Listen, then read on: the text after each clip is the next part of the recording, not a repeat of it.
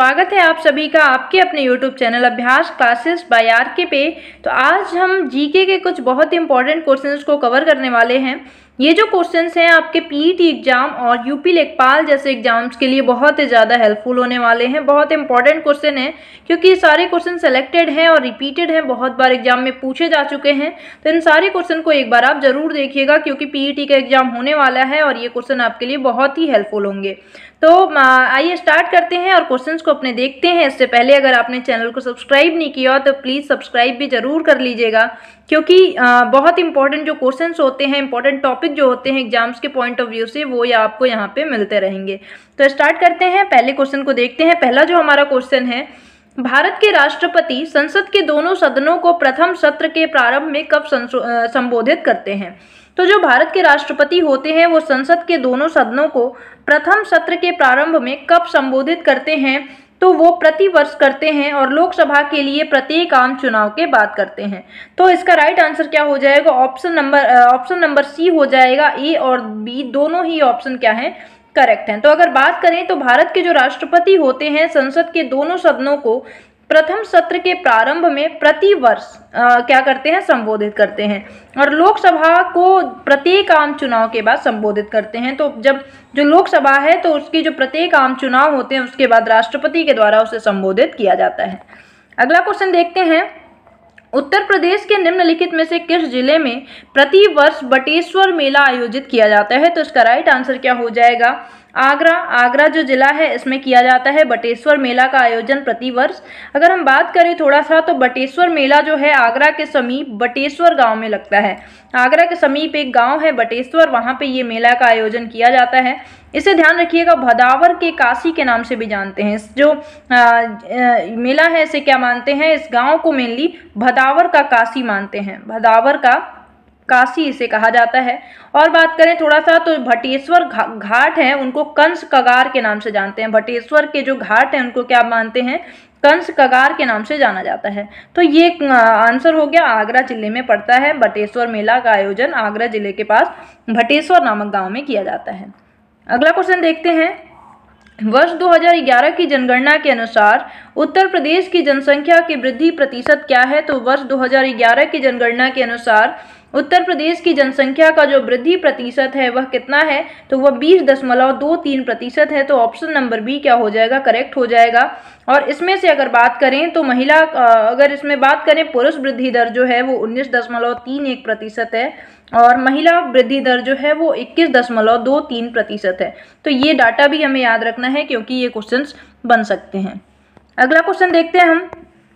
अगला हमारा है, उत्तर प्रदेश के निम्नलिखित में से किस जिले में केंद्र सरकार की अफीम की फैक्ट्री स्थित है? तो इसका राइट आंसर क्या हो जाएगा? इसका राइट आंसर हो जाएगा ऑप्शन नंबर बी, गाजीपुर में। गाजीपुर जो है ये कहाँ पड़ता है? तो गंगा नदी के तट पर स्थित है ये, और यह उत्तर प्रदेश बिहार राज्य के सीमा के निकट पड़ता है। तो ध्यान रखिएगा, ये उत्तर प्रदेश और बिहार की जो सीमा है उसी के पास पड़ता है गाजीपुर नाम का शहर। और इसकी बात करें गंगा नदी के किनारे है ये जो अफीम की फैक्ट्री है, अफीम की फैक्ट्री 1820 में अंग्रेजों के द्वारा लगाई गई थी। यहाँ पे किसके द्वारा? अंग्रेजों के द्वारा 1820 में यहाँ पे अफीम कारखाना स्थापित किया गया था जो कि विश्व का सबसे बड़ा अफीम कारखाना था। तो इसका right answer option number B हो जाएगा। अगला क्वेश्चन क्या है हमारा, निम्नलिखित में से किसने 1857 के विद्रोह को दबाने के लिए अंग्रेजों को सहायता प्रदान की थी? तो इसका राइट आंसर हो जाएगा अवध की बेगम हजरत महल जो थी, इन्होंने इसमें अंग्रेजों की सहायता की थी। इनकी अगर थोड़ी सी बात करें तो इन्होंने अपने एक अल्पवयस्क, इनका पुत्र था बिरजिस कादिर, इन्होंने गद्दी पे बैठाया और बाकी जो भी शासनकाल का बागडोर था इन्होंने अपने हाथों में ले लिया। बाद में इनकी गिरफ्तारी होने वाली थी, जिससे बचने के लिए ये कहाँ चली गई? तो नेपाल चली गई। तो इसका राइट आंसर क्या हो जाएगा? ऑप्शन नंबर बी हो जाएगा। अगला क्वेश्चन है, भारत में बिजली की चिरकालिक कमी रही है, ऐसा क्यों हुआ? कि भारत में बिजली की कमी अधिकतर देखने को मिलती है। ऐसा इसलिए हो रहा है क्योंकि बिजली की मांग तो बढ़ती जा रही है लेकिन उत्पादन वितरण में कोई बढ़ोतरी नहीं देखने को मिल रही है। ऐसा नहीं कि उत्पादन बढ़ रहा है, बस मांग बढ़ती जा रही है और मांग बढ़ रही है तो इस वजह से क्या होती जा रही है? बिजली की कमी देखने को मिल रही है। अगला क्वेश्चन देखते हैं, अगला है, गदर आंदोलन के नेता कौन थे? तो गदर आंदोलन की अगर नेता की बात करें तो लाला हरदयाल जो थे ये गदर आंदोलन के नेता थे। गदर आंदोलन जो है ये कहाँ हुआ था, तो ध्यान रखना है गदर आंदोलन सैन फ्रांसिस्को में हुआ, अमेरिका में जो पड़ता है। यहीं पे 1913 में ये आंदोलन किया गया था। ये भी एक तरह से भारत की आज़ादी के लिए ब्रिटिश साम्राज्य के विरुद्ध एक आंदोलन था। इसके जो प्रमुख नेता थे लाला हरदयाल थे, बाबा सोहन सिंह भकना थे, बाबा हरनाम सिंह थे। ये लोग प्रमुख नेता थे किसके, गदर आंदोलन के। तो ये आई होप कि आपको गदर आंदोलन से क्लियर हो गया होगा। आइए अगला क्वेश्चन देखते हैं। भारत का अक्षांशीय डैश उत्तर से डैश उत्तर तक है। तो अक्षांशीय विस्तार पूछ रहा है कितने से कितने तक है। तो इसका राइट आंसर क्या हो जाएगा, ऑप्शन नंबर बी हो जाएगा। अब आइए देखते हैं इसके अक्षांशीय विस्तार को। तो मैप में आप देख सकते हैं ये हमारा प्यारा भारत है। इसकी अगर बात करें तो इसका विस्तार देख सकते हैं। अक्षांशीय जो विस्तार है भारत की वो 8 डिग्री 4 मिनट से 37 डिग्री 6 मिनट तक का है। तो ध्यान देख सकते हैं। और इनके बीच की दूरी कितनी है, तो ध्यान रखिएगा 3214 किलोमीटर तक की दूरी है। कहाँ से, इंदिरा कॉल से। यहाँ का जो पॉइंट है, लास्ट पॉइंट भारत का कौन सा होता है, यहाँ पे कन्याकुमारी है। ठीक है, तो ये ध्यान रखना है। लेकिन अगर भारत का सबसे अगर दक्षिणी बिंदु पूछा जाए तो इंदिरा पॉइंट है, ना कि कन्याकुमारी। तो ये ध्यान रखिएगा। ये कहाँ पड़ता है, अंडमान निकोबार में इंदिरा पॉइंट पड़ता है। ये भारत का सबसे दक्षिणी बिंदु है। भारत का सबसे उत्तरी बिंदु कौन सा है, तो इंदिरा कॉल है। भारत का सबसे पूर्वी बिंदु कौन सी है, तो किबिथु नाम का गांव है जो कि अरुणाचल प्रदेश में पड़ता है। और भारत का सबसे पश्चिमी छोर कौन सा है, तो गुहार मोती जो कि गुजरात राज्य में पड़ता है। अब बात करें अक्षांशीय देख चुके हम। देशांतरी विस्तार की बात करें तो 68 डिग्री 7 मिनट से लेकर के 97 डिग्री 25 मिनट है। कहाँ इसकी दूरी कितनी है, तो 2933 किलोमीटर तक की इसके बीच की दूरी है। तो आप देख सकते हैं कर्क रेखा भारत के बिल्कुल बीचों बीच से होकर के गुजरती है। तो आई होप कि आपको बहुत सी चीज़ें क्लियर हो गई होंगी। आइए अब हम अगले क्वेश्चन की तरफ बढ़ते हैं। तो हमारा अगला क्वेश्चन देख सकते हैं आप। संसद के बाद जीएसटी बिल पास करने वाला पहला भारतीय राज्य कौन सा है, तो संसद के बाद पहला जो भारतीय राज्य है जिसने जीएसटी बिल को पास किया वो असम है। तो राइट आंसर क्या हो जाएगा, असम हो जाएगा। नेक्स्ट अपना क्वेश्चन हम देखते हैं। अगला है पाइका विद्रोह, जिसे इतिहास के पुस्तकों में भारत का प्रथम स्वतंत्रता संग्राम के रूप में जोड़ने की घोषणा की गई है, से संबंधित निम्नलिखित कथनों पर विचार कीजिए। तो अगर बात करें पाइका विद्रोह की, पाइका विद्रोह 1817 में हुआ था। पहले हम ऑप्शंस को ही देखते हैं। तो यह विद्रोह उड़ीसा में हुआ था, बिल्कुल सही बात है। यह विद्रोह 1817 में हुआ था। ये बिल्कुल करेक्ट है। 1817 में ही पाइका विद्रोह हुआ था। इस विद्रोह का नेतृत्व बख्शी जगबंधु ने किया था। ये भी करेक्ट है। बख्शी जगबंधु के द्वारा ही पाइका विद्रोह का नेतृत्व किया गया था। आगे अगला हमारा ऑप्शन क्या है, विद्रोहियों ने जगन्नाथ उड़ीसा को एकता का प्रतीक माना था। तो ये बिल्कुल सही है। जगन्नाथ उड़िया जो थे इनको एकता का प्रतीक माना गया। तो इसका राइट आंसर क्या हो जाएगा, इसके राइट आंसर को ऑप्शन नंबर जो सभी में होगा वो करेक्ट होगा। मीन्स हमारा ऑप्शन नंबर डी करेक्ट है। 1 2 3 4 सभी जो पॉइंट दिए गए हैं वो पाइका विद्रोह के लिए बिल्कुल ही सही हैं। अगला क्वेश्चन देखते हैं। निम्नलिखित में से कौन सी नदी खंभात की खाड़ी में नहीं मिलती। तो अब बात करें कौन सी नदी है जो कि खंभात की खाड़ी में नहीं मिलती। इसका सबसे पहले मैं आंसर बता देती हूँ। ऑप्शन नंबर सी जो कोयना नदी है ये खंभात की खाड़ी में नहीं गिरती। अब बात करते हैं माही नदी की। माही नदी जो है आप जानते हैं बहुत फेमस नदी, कर्क रेखा को 2 बार कट करती है। माही नदी कर्क रेखा को 2 बार कट करती है और जा करके किस में गिर जाती है, खंभात की खाड़ी में गिर जाती है। इसके बाद अगर बात करें तापी जो नदी है, तापी या ताप्ती, ये भी कहाँ गिरती है, खंभात की खाड़ी में गिरती है। साबरमती, नर्मदा, तापी, ये ध्यान रखिएगा। माही, साबरमती, तापी या ताप्ती इसी को बोलते हैं। और नर्मदा, ये सारी नदियाँ किस में गिरती हैं, खंभात की खाड़ी में गिरती हैं। लेकिन कोयना नदी जो है, पश्चिमी घाट जो है हमारा, पश्चिमी घाट इधर के महाबलेश्वर से निकलती है। कहाँ से निकलती है, महाबलेश्वर से। और आगे जाके ये किससे मिल जाती है, कृष्णा नदी से मिल जाती है। तो आई होप कि आपको क्लियर हो गया होगा। फिर एक बार जान लीजिए, कोयना नदी जो है ये कृष्णा नदी में जा करके मिल जाती है, महाबलेश्वर से निकलती है, कृष्णा नदी में जाकर मिल जाती है। ये खंभात की खाड़ी में नहीं गिरती। बाकी माही नदी, साबरमती नदी, तापी या ताप्ती नदी, नर्मदा नदी, ये सभी कहाँ जाके गिरती हैं, खंभात की खाड़ी में गिरती हैं। अगला क्वेश्चन अब अपना देखते हैं। अगला हमारा है भूटिया जनजाति जो अपनी पारंपरिक भव्यता, कला और पाक शैली के लिए व्यापक रूप से जानी जाती है, किस राज्य में पाई जाती है। तो भूटिया जनजाति, इससे क्वेश्चन बहुत बनता है, ध्यान रखिएगा। भूटिया जनजाति सिक्किम की जनजाति है, सिक्किम राज्य में पाई जाती है ये जनजाति। और एक सिक्किम की अगर बात करें तो ये पूर्वोत्तर भाग में स्थित एक पर्वतीय राज्य है। इसकी जो राजधानी है वो क्या है, गंगटोक है, तो ये भी ध्यान रखिएगा। सिक्किम की राजधानी क्या है, गंगटोक है। नेक्स्ट अपना क्वेश्चन देखते हैं, आंध्र प्रदेश का निम्नलिखित में से कौन सा क्षेत्र सक्रिय रूप से पेट्रोलियम के उत्पादन से जुड़ा हुआ है। तो यहाँ पे कौन सा क्षेत्र है, तो इसका राइट आंसर क्या हो जाएगा, इसका राइट आंसर हो जाएगा कृष्णा गोदावरी बेसिन। जो कृष्णा गोदावरी बेसिन है ये आंध्र प्रदेश में स्थित है और ये पेट्रोलियम के उत्पादन से जुड़ा हुआ है। अब हम थोड़ा सा जो ऑप्शंस दिए गए हैं इनकी भी बात कर लेते हैं। महानदी जो बेसिन है वो कहाँ पड़ता है, तो ये उड़ीसा राज्य में पड़ता है। नर्मदा नदी बेसिन जो है ये मध्य प्रदेश एवं गुजरात राज्य में पड़ता है। बस आप मेरी बातों को बहुत ध्यान से सुने और इसे कहीं नोट कर ले ताकि आपके एग्जाम के समय में ये बहुत ज़्यादा हेल्प करे आपकी। तो महानदी बेसिन जो है ये कहाँ पड़ता है, तो ये उड़ीसा राज्य में। नर्मदा जो बेसिन है ये कहाँ पड़ता है, मध्य प्रदेश गुजरात राज्य में। और कावेरी बेसिन जो है ये तमिलनाडु में पड़ता है। तो ध्यान रखिएगा कहाँ पड़ता है, तमिलनाडु में। और ये कहाँ, नर्मदा मध्य प्रदेश और गुजरात राज्य में। नेक्स्ट अपना क्वेश्चन देखते हैं, यूरोप के उच्चतम पर्वत शिखरों में एक माउंट एल्ब्रस कहाँ स्थित है। तो माउंट एल्ब्रस जो है ये कहाँ पड़ता है, रूस में पड़ता है। ऑप्शन नंबर सी इसका करेक्ट हो जाएगा। और एल्ब्रस जो पर्वत है एक सुप्त ज्वालामुखी है, ये भी आपको ध्यान रखना है। एल्ब्रस पर्वत जो है ये एक सुप्त ज्वालामुखी है। काकेकस क्षेत्र की काकेकस जो पर्वत श्रृंखला है उसी में ये स्थित है और रूस देश में ये स्थित है।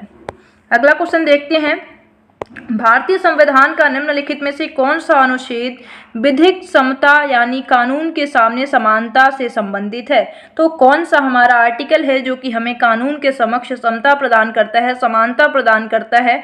तो ऑप्शन नंबर जो हमारा ए है आर्टिकल 14, ये हमें विधि के समक्ष समानता प्रदान करता है। अब हम बाकी भी ऑप्शंस की बात कर लें तो ऑप्शन नंबर 13 जो है ये मूल अधिकारों से असंगत या उसकी अल्पीकरण करने वाली विधियां, जितनी भी मूल अधिकार मौलिक अधिकार संबंधित बातें हैं वो किसमें की गई है, बी में की गई है। मतलब ऑप्शन किसमें, आर्टिकल 13 में की गई है। आर्टिकल 17 जो है अस्पृश्यता का अंत करता है, मतलब छुआछूत भेदभाव जो ये हैं ये बेकार हैं, इनको दूर करने की बात कहता है। आर्टिकल 17 कहता है कि कोई किसी के साथ भेदभाव नहीं किया जाएगा, अस्पृश्यता मतलब छुआछूत का व्यवहार नहीं किया जाएगा, ये हमारा आर्टिकल 17 कहता है। आर्टिकल 26 जो है ये धार्मिक कार्यों के प्रबंधन की स्वतंत्रता प्रदान करता है कि हम अपने धर्म के हिसाब से कोई भी कार्य कोई भी प्रबंधन हम कर सकते हैं। ऑप्शन नंबर डी ये कहता है, मतलब आर्टिकल 26 ये कहता है। तो आई होप कि आपको क्लियर हो गया होगा। आर्टिकल 14 जो है हमें विधि के समक्ष समता प्रदान करता है। अगला अपना क्वेश्चन देखते हैं, सिंधु घाटी की प्राचीन संस्कृति और आज के हिंदू धर्म के बीच जैव संबंध का प्रमाण किसकी पूजा से मिलता है। तो जो सिंधु घाटी के लोग थे वो पत्थर, पेड़ और पशु की पूजा किया करते थे और इसी से संबंधित मिलता है आज हमारा प्राचीन संस्कृति। और आज के हिंदू जो धर्म हैं वो भी पत्थर, पेड़ और पशु की पूजा करते हैं, तो इस वजह से हमारा संबंध उनसे दिखता है। अगला क्वेश्चन देखते हैं हम, हड़प्पा के लोगों की सामाजिक पद्धति थी, जो हड़प्पा के लोग थे उनकी सामाजिक पद्धति कैसी थी, तो उचित समतावादी इनकी पद्धति थी। तो ऑप्शन नंबर ए जो है ये बिल्कुल ही करेक्ट है। तो हमारा नेक्स्ट क्वेश्चन क्या है, नेक्स्ट हमारा निम्नलिखित विदेशी भाषाओं में से कौन सी भाषा मुगल शासनकाल में भारत के दरबारों में व्यापक रूप से प्रचलित थी। तो जो फारसी भाषा थी वो मुगल शासनकाल में भारत के दरबारों में बहुत ही ज़्यादा प्रचलित थी। तो कौन सी, ऑप्शन नंबर बी हमारा यहाँ पे करेक्ट है। अगला अपना देखते हैं, अंतर्राष्ट्रीय शांति और सुरक्षा को बढ़ावा देने से संबंधित प्रावधान भारतीय संविधान के निम्नलिखित में से किसके एक भाग के रूप में उल्लिखित है। तो इसका राइट आंसर क्या हो जाएगा, राज्य के नीति निर्देशक जो सिद्धांत हैं, अनुच्छेद जो 51 है, सॉरी इसमें अनुच्छेद जो 51 है इसमें राज्य को अंतर्राष्ट्रीय शांति और सुरक्षा का अधिकार दिया गया है कि राज्य की जो भी अंतर्राष्ट्रीय शांति सुरक्षा बनाए रखने का प्रयास है वो करना चाहिए राज्य को। ये किसमें कहा गया है, आर्टिकल 51 में कहा गया है। ये किसके तहत है, तो राज्य के नीति निर्देशक सिद्धांत के अनुसार है। आर्टिकल 51 कहता है कि राज्य को ये प्रयास करना चाहिए कि वो अंतर्राष्ट्रीय सुरक्षा और शांति बनाए रखे। अब अगर हम थोड़ा सा और बात कर लें कि जो आर्टिकल 253 है, 253 जो है ये जो संसद है उसको अंतर्राष्ट्रीय संधियां लागू करने का भी अधिकार देता है। तो संसद को अंतर्राष्ट्रीय संधियां लागू करने का अधिकार आर्टिकल 253 हमें देता है। नेक्स्ट क्वेश्चन देखते हैं, निम्नोक्त में से कौन विश्व विरासत सूची में शामिल नहीं है। इनमें से कौन सी धरोहर है जो कि विश्व विरासत सूची में शामिल नहीं है। तो इसका राइट आंसर हो जाएगा पटना का महावीर जो मंदिर है ये विश्व विरासत सूची में शामिल नहीं है। बाकी खजुराहो, हम्पी, ताजमहल ये सभी विश्व विरासत सूची में शामिल हैं। अगला क्वेश्चन देखते हैं, निम्नलिखित में से क्या जलीय निकाय में होने वाले प्रदूषण में योगदान नहीं करता। तो ओजोन जो है, ओजोन जलीय प्रदूषण में कोई योगदान इसका नहीं होता है। ओजोन की अगर हम थोड़ी बात करें तो O3 होता है। ओजोन क्या है, O3 3 ऑक्सीजन के परमाणु मिलकर के आपस में ओजोन का निर्माण करते हैं। ओजोन जो है ये अगर समुद्र तल से बात करें तो लगभग 30 से 32 किलोमीटर की ऊंचाई पर ओजोन की एक घनी सांद्रता पाई जाती है और ओजोन लेयर का निर्माण किया गया है। ओजोन लेयर जो है ये सूर्य से आने वाली परावैंगनी जो यूवी रेज हैं उससे सुरक्षा करती है, उसको धरती पर नहीं आने देती। अगर ये किरणें धरती पर आएंगी तो बहुत ही हानि पहुंचाएंगी पेड़ पौधों या जीव जंतुओं सबको। तो इसलिए ओजोन जो है ये इसका कोई जलीय निकाय में कोई भी प्रदूषण में कोई इसका योगदान नहीं है। बाकी भारी धातुएं, माइक्रोप्लास्टिक्स, कीटनाशक ये सभी जलीय प्रदूषण का कारण बनते हैं। अगला क्वेश्चन है, निम्नलिखित में से क्या एक ग्रीन हाउस गैस नहीं है। तो ग्रीन हाउस गैस की अगर बात करें तो इसमें कौन सा सही हो जाएगा, option number D. Option number D carbon monoxide CO जो है ये ग्रीन हाउस गैस नहीं है। बाकी जलवाष्प, नाइट्रस ऑक्साइड, ओजोन ये सभी ग्रीन हाउस का ही हिस्सा हैं, ग्रीन हाउस गैसें हैं ये। इसमें अगर और भी बात करें तो कार्बन डाइऑक्साइड एक ग्रीन हाउस गैस है। और कौन सा है, नाइट्रस ऑक्साइड मतलब N2O, नाइट्रस ऑक्साइड भी एक तरीके का क्या है, ग्रीन हाउस गैस है। क्लोरोफ्लोरोकार्बन जो CFC है ये भी क्या है, एक ग्रीन हाउस गैस है। जल वाष्प वाटर जो है ये भी क्या है, ग्रीन हाउस गैस के रूप में काम करता है। तो ये सभी क्या है, ग्रीन हाउस गैस का कारण बनती हैं। O3 भी बनता है।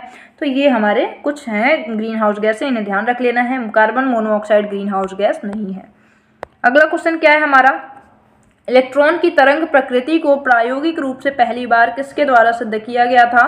तो डेविसन और जर्मन जो थे इन्होंने ये प्रयोग द्वारा बताया था कि इलेक्ट्रॉन की तरंग प्रकृति भी होती है। तो ये हो गया ऑप्शन नंबर सी हमारा करेक्ट है इसका। नेक्स्ट अपना क्वेश्चन देखते हैं, अगला है चेचक का रोग कारक जीव कौन सा है। चेचक जैसे आप जानते होंगे बहुत सारे नामों से जाना जाता है, जैसे स्मॉल पॉक्स, बड़ी माता, शीतला, ऐसे करके बहुत सारे नाम से चेचक को जाना जाता है। ये वेरियोला वायरस के द्वारा होता है। वेरियोला जो विषाणु है, वेरियोला विषाणु, इसके द्वारा क्या होता है, स्मॉल पॉक्स देखने को मिलता है।